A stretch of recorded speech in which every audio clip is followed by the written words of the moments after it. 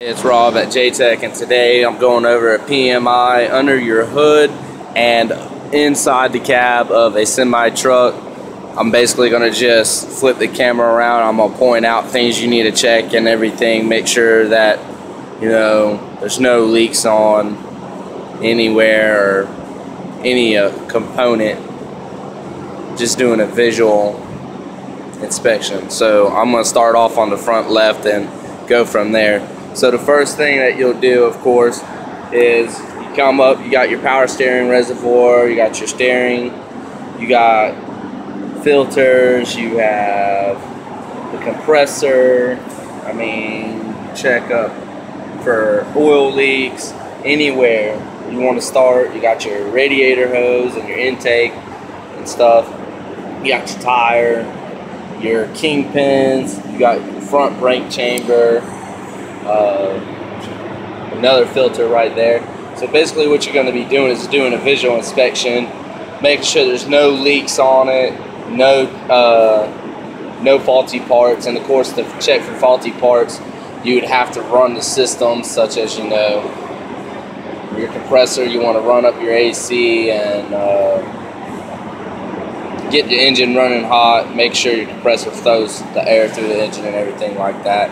Check your fluid levels, stuff like that. Tread depth on your tires. On your front tires, they can be no less than 4/32 on the fronts, and no less than 2/32 on the rear. You want to check your air pressure. Your tires will be rated, and I believe this one's rated for 105 psi. You could always look on the side of your tire to see where it's rated at. You want to check the functions of your lights. Make sure that all your cab lights, your marker lights, make sure they operate properly. You want to go around the exterior of the vehicle. Make sure that your mirrors are good. Open it up. These trucks should have a DOT sticker somewhere stating its last DOT inspection, which normally you have them, like, they'll be stuck here. Sometimes they're behind the driver's seat down in there, but I don't see it. And sometimes, very rarely, they're on the back of the truck. They'd be like somewhere over here. Okay, of course, you want to check your batteries, make sure there's no corrosion, no loose fittings, stuff like that. You want to check your freaking air hoses for your trailer if your truck has a fifth wheel. This truck's been rigged up to be a record, so of course this fifth wheel is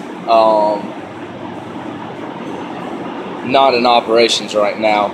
One thing I've noticed on this truck already, that if I was doing an inspection, is on the right rear, the inside tire is a stair tire versus a drive tire, and you don't want that. You don't want those on the back of the vehicle. These are only meant for the front of the vehicle. You want something similar to this to give you all better traction and mobility. Another thing is, when you're looking at your rear tires, even if they are drive tires, you want to make sure they all have similar pattern. It doesn't have to be the same brand, but you want similar tread depth and similar pattern to make sure you have the best performance on your vehicle. Another issue when I was going over this vehicle is when I was looking at the brakes, is the left rear front axle, the middle axle, has a short stroke slack adjuster on it or brake chamber on it, and then the right there has a long stroke, and then the rear two are long stroke. You don't want that. You can't mix air chambers. That'd be a deadline of this truck as well. But basically, another thing you can check is, or things you would check, is all the grease fittings underneath the truck. I'm not going to get underneath the truck and show you that, but you want to check your hubs. Now, you have different type of hubs. This one is one that you check. You get like a little screwdriver or even your hand. You pull that out. Sometimes they'll have a line going across showing you how much is supposed to be in there. You want to check the condition of the fluid, plus if there's enough fluid in there. But basically, that's how you would one more thing I'll get in the truck and show you, actually, is you want to make sure that you don't have any codes. You don't want to have any codes. You don't want to have any lights on your dash that aren't supposed to be on. You want to check all your gauges, make sure your gauges work. You want to make sure your horn works. You want to test your parking brake. You want to check to make sure that the air, your trailer air supply works. Some companies, depending on who it is, may deadline a truck even if the AC is not working properly, depending on what company it is. So you need to make sure you check all the systems and everything like that. But in a nutshell, that's how you would do a in the cab / under the hood PMI. Thanks.